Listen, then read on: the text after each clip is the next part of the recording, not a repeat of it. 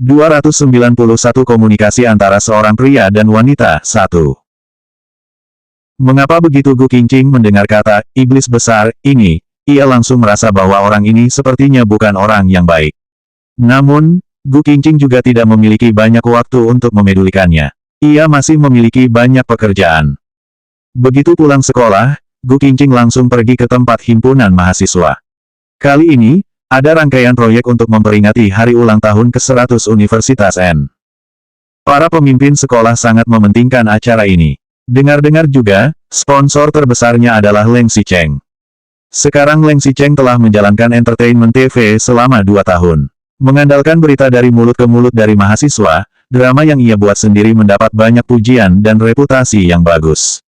Apalagi, nama Leng Xicheng masih memiliki saham dari Huang Ting Entertainment. Pada saat ini, masih ada periode perkembangan pesat di situs-situs video sehingga Leng Xicheng mengandalkan sensitivitas profesionalnya yang tajam dan mengembangkannya menjadi aplikasi telepon sehingga cepat menempati pasaran.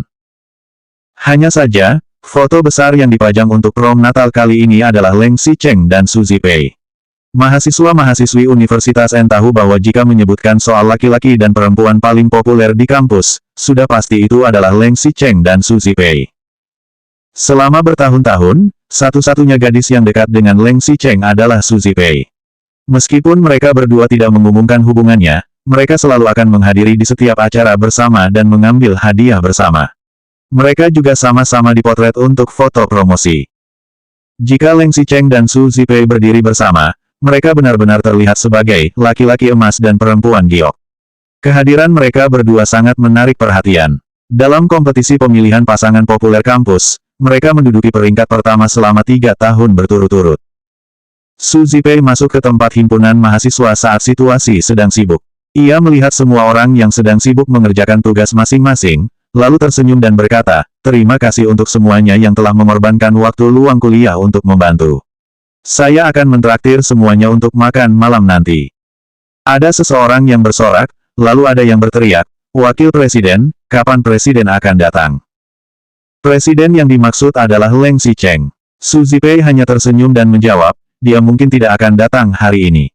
Perusahaan baru saja membahas pesanan berikutnya, jadi dia sangat sibuk. Wakil Presiden tahu dengan sangat jelas tentang segala pergerakan Presiden. Tampaknya begitu wisuda, keduanya akan segera bertunangan dan kami akan menerima undangan pernikahan. Iya, kan? Kamu bicara omong kosong apa? Su Zipei hanya tersenyum, tetapi senyumannya juga sangat manis. Su Zipei menggulung lengan bajunya dan bekerja bersama mereka tanpa perasaan arogan sama sekali. Setelah mereka semua sibuk bekerja selama beberapa saat, waktu sudah menunjukkan pukul 9.30 malam hari. Sekelompok orang yang ramai bersiap-siap untuk pergi makan malam. Su Zipei masih sengaja mendatangi Gu Qingqing dan menawarkan, Qingqing, mari kita pergi bersama. Tidak usah. Terima kasih, Kak Zipei. Jawab Gu Qingqing sambil menggelengkan kepalanya.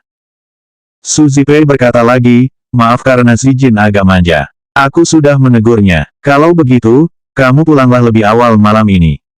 Gu Qingqing memandang Su Zipei dengan ekspresi yang agak rumit.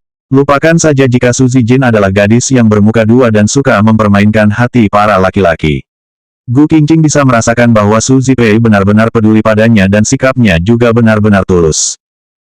Orang seperti Su Zipei ini adalah peringkat 1 tidak peduli latar belakang keluarga, pendidikan, penampilan, dan kepribadiannya. Orang seperti Leng Xicheng juga hanya layak bersanding dengan gadis yang begitu luar biasa seperti Su Zijin, kan? Sekelompok orang bergegas keluar dan hanya tersisa Gu Qingqing seorang di tempat himpunan mahasiswa. Gu Qingqing menggelengkan kepalanya. Setelah Su Zijin pergi, ia juga membawa pergi semua anggota Departemen Propaganda. Jelas sekali Su Zijin membiarkan Gu Qingqing seorang melakukan pekerjaan satu departemen. Bahkan jika Su Zipei mengetahui itu, ia paling juga hanya akan menegur adik sepupunya dengan beberapa patah kata. Apakah Gu Qingqing masih bisa merekrut sekelompok orang untuk bekerja? Gu Qingqing tidak mau memikirkannya lagi. Ia menundukkan kepala dan lanjut membuat gambar promosi di komputer, lalu juga membuat PPT dan lain-lain. Saat ia sedang bekerja dengan sangat serius, tiba-tiba terdengar sebuah suara, di mana orangnya? Suara ini terdengar sedikit lelah dan memberikan kesan dingin. Kalau bukan Leng Xicheng, siapa lagi? Gu Qingqing menoleh dan ternyata benar saja, itu adalah Leng Xicheng. 292 Komunikasi antara seorang pria dan wanita, 2. Kamu, Leng Xicheng, itu benar-benar dia, pikir Gu Qingqing. Saat itu, Leng Xicheng masih berwajah muda. Gu Qingqing melihat pria itu mengenakan setelan dan dasi. Tampaknya Leng Xicheng baru saja kembali dari membahas bisnis di luar. Tubuhnya masih mengeluarkan bau alkohol. Gu Qingqing paling membenci orang yang berbau alkohol. Hal itu mengingatkannya bahwa ketika ayahnya mabuk, ia akan memukul orang. Tetapi, saat ia melihat penampilan Leng Xicheng yang sedikit mengernyit dan menarik dasinya dengan lembut, pria itu terlihat benar-benar sangat tampan. Gu Qingqing terkejut, begitu pula Leng Xicheng. Ia adalah ketua himpunan mahasiswa dan pesta prom hanya tinggal 2 hari lagi. Bagaimanapun juga, Leng Xicheng harus kembali dan melihat proses persiapan sebagai ketua himpunan mahasiswa. Tetapi, ia tidak menyangka akan bertemu dengan Gu Qingqing. Mereka berdua saling melihat satu sama lain dan tidak ada yang berbicara. Setelah waktu yang lama, Gu Qingqing baru berkata, Senior Leng, apakah kamu ingin duduk dan istirahat? Istirahat apa? Aku datang untuk bekerja, pikir Leng Xicheng. Ia melirik Gu Qingqing dan bertanya, apa hanya ada kamu di sini? Di mana yang lain? Mereka pergi untuk makan malam, jawab Gu Qingqing. Ketika ia melihat Leng Xicheng, ia tidak bisa perasaan sedikit gugup. Matanya terus menatap layar komputer selagi ia berkata, semuanya sudah hampir selesai. Pekerjaanku masih sisa sedikit, jadi sebentar lagi aku bisa pergi. Atau, Senior Leng pergi dulu saja. Setelah Gu Qingqing menyelesaikan kata-katanya, Leng Xicheng tidak menanggapinya untuk waktu yang lama. Gu Qingqing menoleh untuk melirik Leng Xicheng dan malah mendapati pupil mata kuning Leng Xicheng yang sedang tertuju ke arahnya. Leng Xicheng pun bertanya, luka di kakimu sudah sembuh belum? Suara Leng Xicheng terdengar menarik dan jernih. Pandangannya juga terlihat sangat peduli. Gu Qingqing hanya meliriknya, namun wajahnya langsung menjadi panas tanpa sadar. Tidak apa-apa, jawab Gu Qingqing. Tidak ada satupun dari mereka berdua yang berbicara. Gu Qingqing juga merasa bahwa tidak baik untuk terlalu diam, jadi ia mencari topik dan berkata, aku dengar jam 10 malam ini akan ada mati listrik, tapi hanya area gedung pengajaran dan keluarga yang listriknya dimatikan. Asrama siswa tidak akan mati listrik. Benarkah? Gu Qingqing dan Leng Xicheng menjadi agak canggung. Mereka berdua juga tidak tahu harus mengatakan apa. Jika Leng Xicheng duduk saja, itu bukanlah sebuah solusi. Ia pun menyingsingkan lengan baju dan mulai merapikan tempat himpunan mahasiswa. Keduanya bekerja dalam diam dan tidak berbicara hingga Gu Qingqing menyelesaikan PPT. Ia ingin mencoba untuk menyiarkan efek presentasinya. Gu Qingqing pergi ke ruang kendali di sebelah aula, tetapi ia malah tidak bisa menemukan remote. Ia telah mencarinya untuk waktu yang lama, tetapi tetap tidak dapat menemukan barang itu. Sementara Gu Qingqing sedang cemas, Leng Xicheng tiba-tiba muncul di depan pintu dan bertanya, apa yang sedang kamu lakukan? Gu Qingqing segera menjawab, aku sedang mencari remote, tapi tidak tahu diletakkan di mana. Leng Xicheng mengangkat matanya dan melihat Gu Qingqing.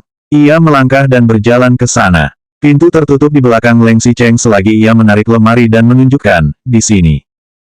Gu Qingqing mengangguk, mengambil remote, dan menundukkan kepalanya untuk bersiap keluar. Ia berjalan ke pintu dan menarik pintu itu, tetapi ternyata pintunya malah terkunci. Gu Qingqing menarik pintu itu dengan kuat dan pintunya tidak bergerak sama sekali. Pintu ruang kendali terbuat dari pintu besi khusus karena banyak mesin mahal disimpan di dalam sana. Kebetulan kunci pintunya sedikit bermasalah dan rencananya akan diperbaiki dalam beberapa hari.